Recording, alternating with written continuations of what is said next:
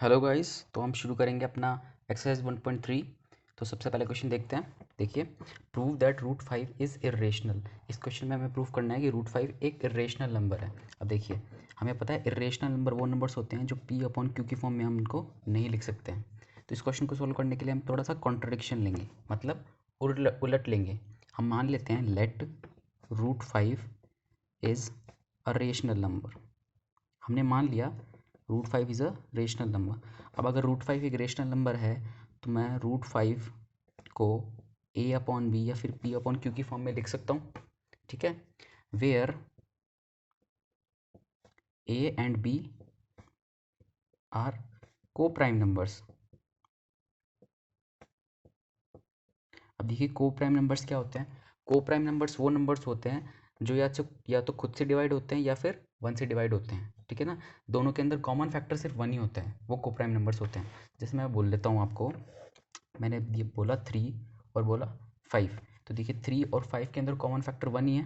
ठीक है ना, अगर हम 3 को डिवाइड करेंगे, 3 का एलसीएम निकालेंगे तो देखिए 1 3 ज़ा 3 और 5 का निकालेंगे तो 1 5 ज़ा 5। तो कॉमन फैक्टर दोनों में वन ही है। तो को प्राइम नंबर्स वो नंबर्स होते हैं जिनके अंदर कॉमन फैक्टर्स क्या होता है, सिर्फ वन होता है। ठीक है, तो अब आगे बढ़ते हैं। देखिए रूट 5 इज इक्वल्स टू में ए अपॉन बी। हम क्या करेंगे, बी को इधर ले आएंगे तो root five B is equals to में ए। अब स्क्वायरिंग बोथ साइड्स, दोनों साइड का स्क्वायर कर देते हैं।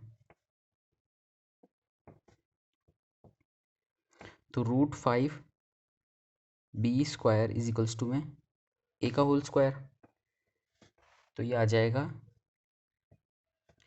5b square is equals to में ए स्क्वायर। अब देखिए 5b स्क्वायर क्यों आया, हमें पता है रूट 5 इंटू रूट 5 मतलब रूट 5 का स्क्वायर 5 ही होता है।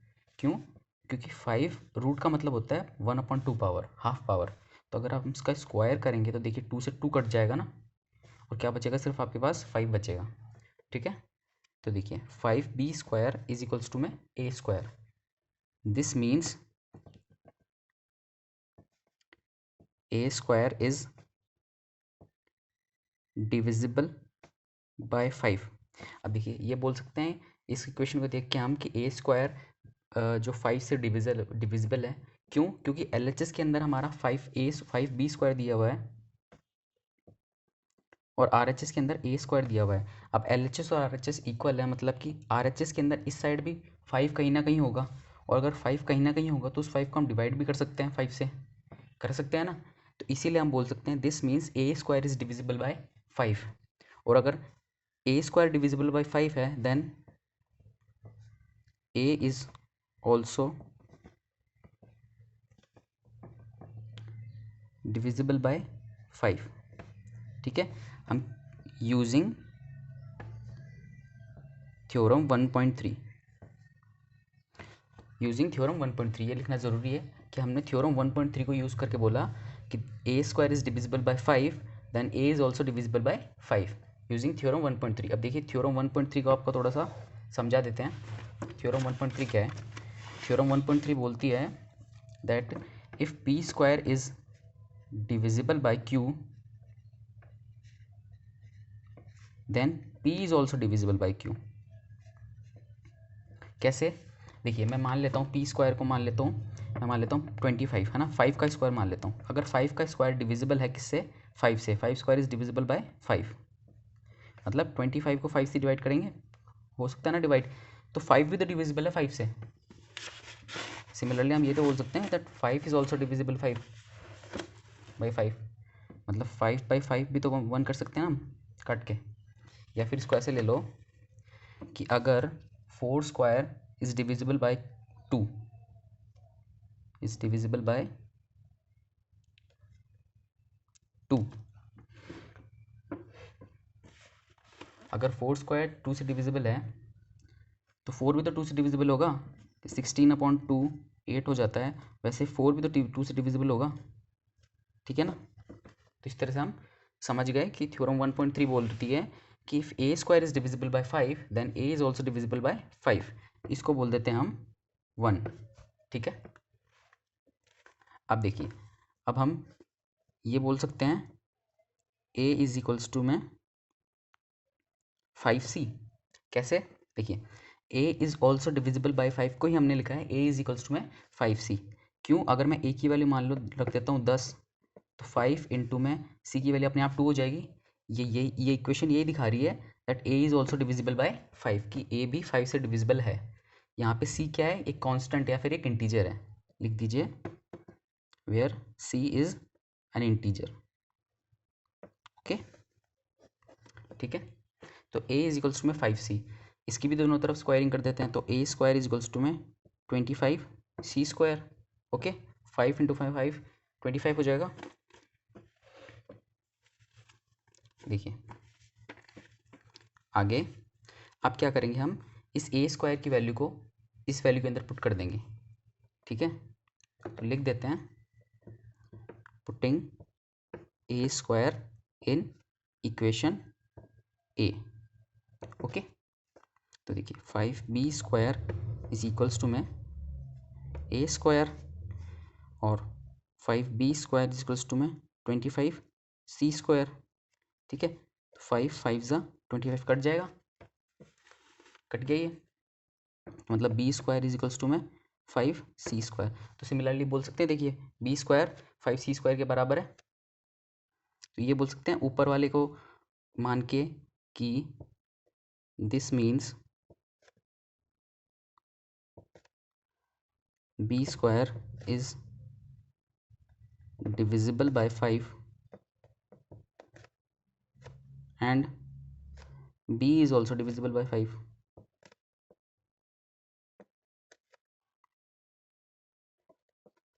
ठीक है, इसको हम नाम दे देते हैं 2।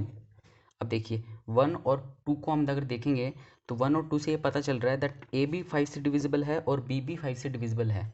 मतलब कि हमारा जो स्टेटमेंट था, हमने बोला था कि a और b क्या हैं, को प्राइम नंबर्स हैं, वो गलत हो गया, क्योंकि को प्राइम नंबर्स के अंदर सिर्फ कॉमन फैक्टर 1 होता है, बट ये दोनों नंबर्स तो a और b 5 से भी डिवाइड कर रहे हैं, 5 से भी डिवाइड हो रहे हैं। मतलब कि हमारा ये स्टेटमेंट गलत हो गया, मतलब हमने गलत एजम्पशन ली थी। तो अब इसी को हम स्टेटमेंट की फॉर्म में लिख देंगे,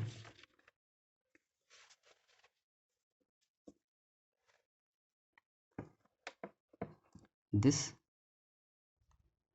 proves that a and b are not co-prime numbers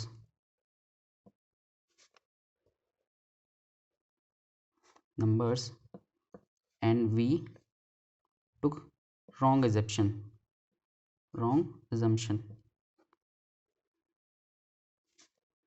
and root 5 is irrational, या फिर therefore root 5 is irrational। ठीक है, हमने पूरा अजम्पशन रॉन्ग लिया था, तभी हमारा क्वेश्चन गलत हुआ, मतलब ए और बी हमारा क्या हो गया, को प्राइम नंबर्स नहीं निकले, तो हमारा क्वेश्चन सॉल्व हो गया इस तरह से। ठीक है, अब सेकंड क्वेश्चन की तरफ आते हैं। देखिए सेकंड क्वेश्चन बोल रहा है प्रूव 3 प्लस में 2 रूट 5 इज़ इरेशनल, कि 3 प्लस में 2 रूट 5 क्या है, इरेशनल है। ये उससे भी सिंपल क्वेश्चन है। सबसे पहले हम वही काम करेंगे, हम मान लेंगे कि ये रेशनल नंबर है। अगर हमें किसी चीज़ को गलत प्रूफ करना होता है तो हम पहले मान लेते हैं कि चलो आप सही हो, फिर हम पॉइंट्स बताते हैं और पॉइंट्स में आखिर में आके हम ये बोलते हैं कि देखिए इस वजह से आप गलत थे।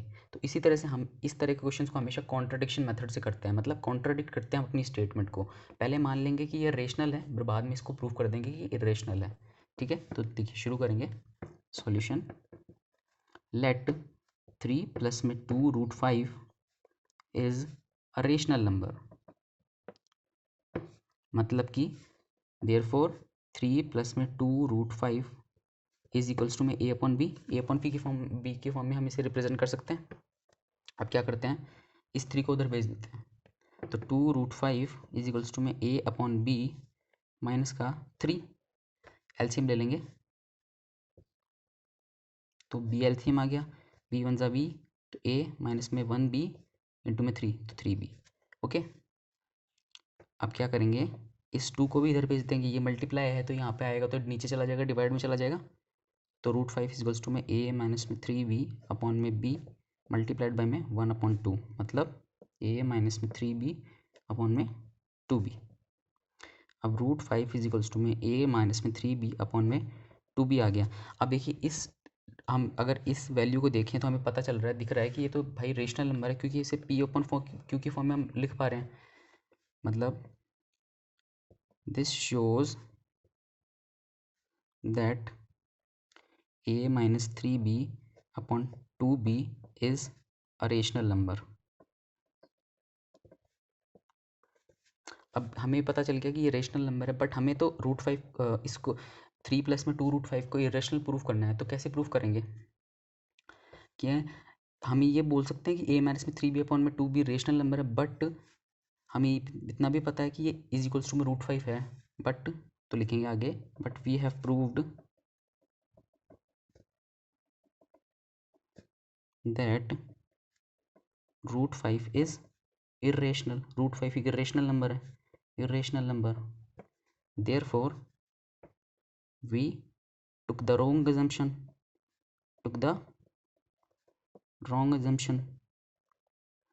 क्योंकि हमने √5 को तो पहले ही प्रूव कर दिया ना कि एक इरेशनल नंबर है। Therefore we took the wrong assumption and 3 + में 2√5 is irrational। देखिए जो मैं आपको स्टेप्स बताता जा रहा हूँ, अगर आप इसी तरह से एग्ज़ाम के अंदर लिख के आएंगे तो ट्रस्ट मी बोर्ड के अंदर कोई आपका एक भी मार्क नहीं काट पाएगा, क्योंकि हम पूरा स्टेटमेंट वाइज लिखते जा रहे हैं और लास्ट में हम कंप्लीट ये प्रूफ कर रहे हैं कि 3 + में 2√5 इज़ अ इरेशनल नंबर। अब देखिए इसी तरह के हम आगे क्वेश्चन सॉल्व करेंगे, बट आपको ये चीज़ ध्यान रखनी है, जब भी सिंगल एंटिटी आती है ना, जैसे कि बोल दिया √3 √2 √5, तो हमें क्या करना है, पहले वाला मेथड यूज़ करना है। और जब अगर आपको प्लस में दे दिया, मान लीजिए 3 + में 2√5 आ गया, या फिर 1 + में 1√5 में आ गया, इस तरह से कुछ आ गया, तो अब आपको क्या यूज़ करना है, ये वाला मेथड यूज़ करना है। ठीक है, तो देखिए अब थर्ड पार्ट पे आते हैं, थर्ड क्वेश्चन पे आएंगे। थर्ड क्वेश्चन बोल रहा है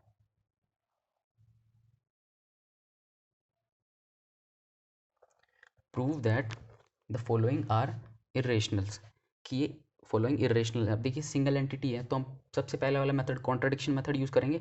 तो शुरू करते हैं, देखिए सॉल्यूशन करेंगे इसका। लेट कर लेंगे, let 1/√2 is a rational number. ठीक है, देयरफॉर 1/√2 को मैं क्या लिख सकता हूँ, a/b लिख सकता हूँ। ठीक है, हम कर देंगे क्रॉस मल्टीप्लाई, इसको इससे मल्टीप्लाई, इसको इससे मल्टीप्लाई। ओके, तो b 1 इंटू में b और √2 इंटू में a, √2a आ गया। अब क्या करेंगे, स्क्वायर कर देते दोनों तरफ, तो b² इज इक्वल्स टू में √2a का whole square, b² is equals to में 2a²। मैंने आपको बता दिया था रूट अपने आप से मल्टीप्लाई होता है तो वो एक होल नंबर बन जाता है। √2 इंटू √2 2 आता है, √3 इंटू √3 3 आएगा, √4 इंटू √4 4 आएगा। किसी भी का भी रूट अगर अपने आप से ही मल्टीप्लाई हो रहा है तो वो ओरिजिनल वैल्यू बना देगा उसकी। ठीक है, तो b² इज इक्वल्स टू में 2a²। तो अब देखिए हम बोल सकते हैं ना, this shows that b² is divisible by 2। ठीक है, and b is also divisible by 2।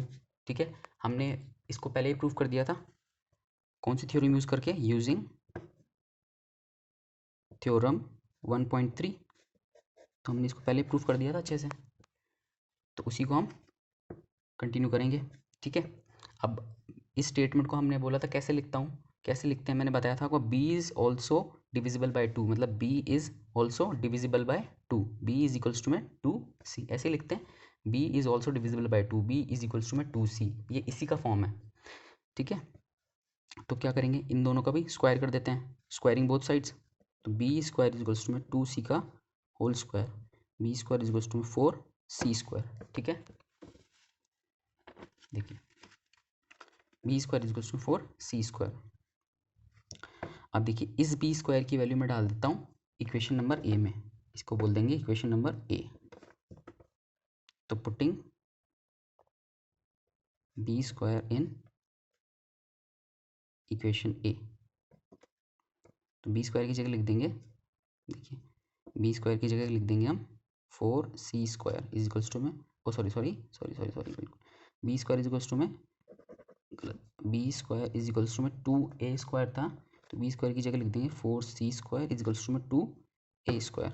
अब देखिए 2 × 2, 2 × 4 कट गया, तो 2c² इज इक्वल्स टू में a², ये आ रहा है। तो इससे देखिए क्या पता चल रहा है आपको, इससे पता चल रहा है ना कि a² is divisible by 2, a is also divisible by 2, ये पता चल रहा है। इसको नाम दे देते हैं सेकंड, ठीक है। तो वही स्टेटमेंट वापस लिखेंगे,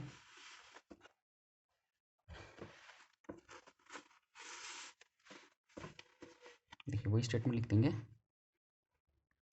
from 1 and 2 it is proved that A and B are not co-prime,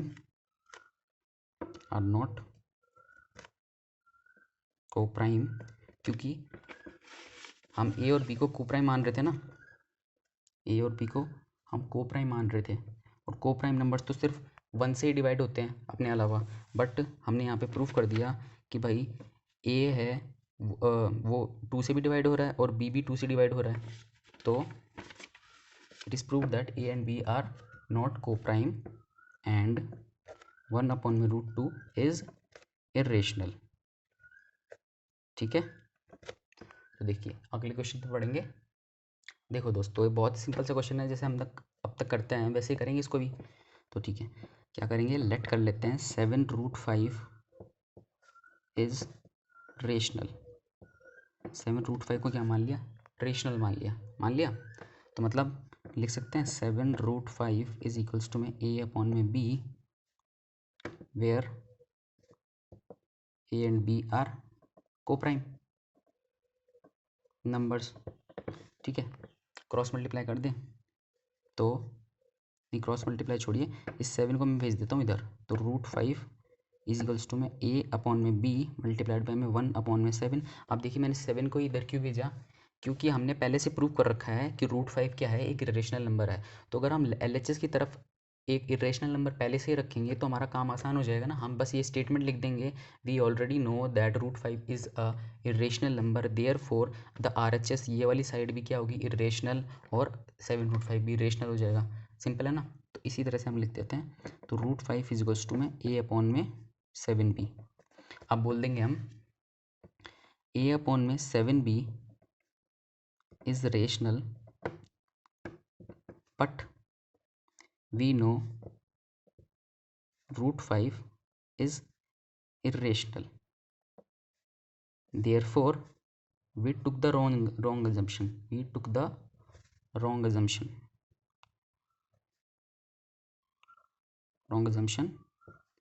and 7√5 is irrational, okay.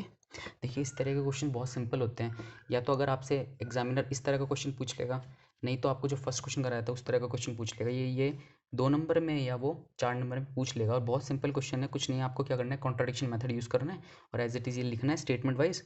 तो कोई ज़्यादा कैलकुलेशन भी नहीं, आपको फ्री के मार्क्स मिल जाएंगे, ठीक है।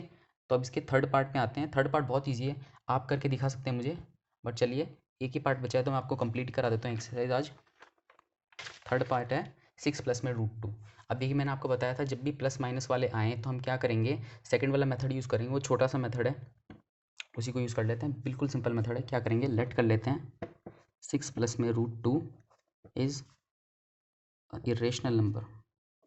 मान लिया हमने एक इरेशनल नंबर है ये, चलो मान लिया हमने एक इरेशनल नंबर है। तो अब क्या लिख सकते हैं, 6 प्लस में √2 इज इक्वल्स टू में A/B लिख दिया, बिल्कुल लिख सकते हैं।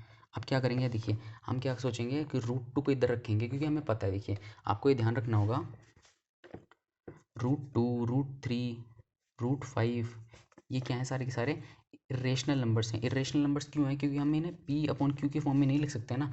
अगर आप अगर आप मैं आपको बोलूँ √4 क्या इरेशनल है, नहीं, √4 रेशनल है। क्यों, क्योंकि √4 को जब हम सॉल्व करते हैं तो वैल्यू आती है 2, और 2 को हम P/Q के फॉर्म में लिख सकते हैं, 2 को हम 2/1 भी तो लिख सकते हैं ना।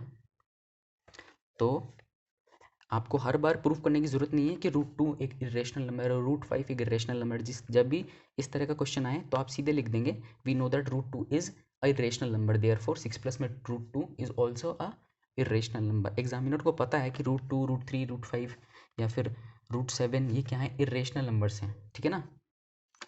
जितने भी यूजुअली प्राइम नंबर्स के रूट होते हैं ना वो इरेशनल नंबर्स ही होते हैं। ओके, तो देखिए 6 प्लस में √2 इजिकल्स टू में a/b, √2 इजिकल्स टू में a/b माइनस का 6, ठीक है। अब वही लिख दीजिए स्टेटमेंट। चलिए इसको पहले सॉल्व कर लेते हैं, एलसीएम ले लेते हैं। b 1 b, तो a माइनस में 6b √2, तो लिख दो। हमें पता चल रहा है a माइनस में 6b/b is a rational number. ये तो p/q की फॉर्म में लिखा हुआ है ना रेशनल नंबर, बट हमें ये भी पता है √2 एक रेशनल नंबर है, मतलब कि हमने गलत एजम्पशन लिया था number, but we know √2 is a irrational number, therefore we took the wrong assumption